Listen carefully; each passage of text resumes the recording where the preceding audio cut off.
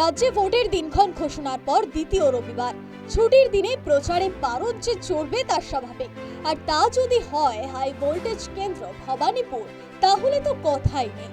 এই কেন্দ্রের অন্তর্গত চেতলায় মমতা বন্দ্যোপাধ্যায়ের হয়ে ভোট প্রচারে গিয়েছিলেন ফিরহাদ হাকিম। আর সেখানে গিয়ে অস্বস্তি পরিস্থিতির মুখোমুখি হতে হয় কলকাতা মেয়রকে। নিকাশি নিয়ে ক্ষোভ উগরে দিতে দেখা যায় এক মহিলাকে।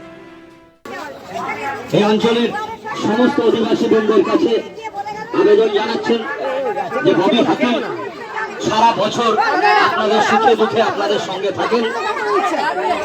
আগামী পরে এ নিয়ে সাফাই দিতে দেখা যায় ফিরহাদ হাকিমকে।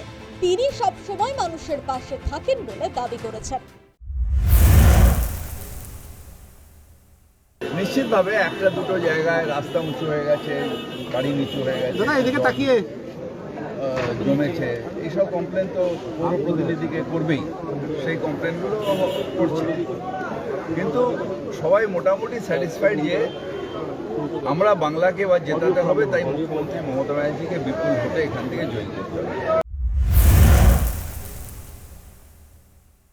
শুধু ফিরহাদ না, ভোট প্রচারে গিয়ে বিক্ষোভের মুখে শনিবার পড়তে হয়েছিল বেহালা পশ্চিমের তৃণমূল প্রার্থী রত্না চট্টোপাধ্যায়কে। কেন বেহাল রাস্তা মেরামত হলো না তা নিয়ে প্রশ্ন তুলছেন স্থানীয়রা। মানুষের এই ক্ষোভকে সামাল দিতে আশ্বাস দিয়ে বিতর্ক এড়িয়েছেন তৃণমূল প্রার্থী। আমার রাজনৈতিক জীবন আমার জন্ম থেকে, আমার বাবা মহেশতলার এমএলএ, আমার মা এমএলএ ছিলেন, আমি নিজে এমএলএ হয়েছি, এবার আমার ভাইও মহেশতলার এমএলএ হিসাবে লড়াই করছে। তাই আমি জানি যে ছোটবেলা থেকে শিখেছি মানুষ যখন কিছু দেয় তার পরিবর্তে কিছু ফিরিয়ে দিতে হয়। তাই আপনারা যে ভালোবাসা দেবেন, আমি অবশ্যই 5 বছরে আপনাদের যা সমস্যা এখানকার যারা কাউন্সিলর তাদের সঙ্গে আলোচনা করে আমি অবশ্যই মিটিয়ে দেব।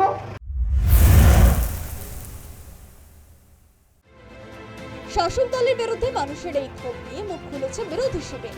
উন্নয়নের নামে ভাউতা দেওয়া হয়েছে বলে অভিযোগ করা হয়েছে। মুখে না বললেও মানুষের ক্ষোভ নিয়ে দুশ্চিন্তার ছাপ পড়েছে তৃণমূলের অন্তরে। এর প্রভাব ইভিএমে পড়ার আশঙ্কা করছে শাসক দল। News time.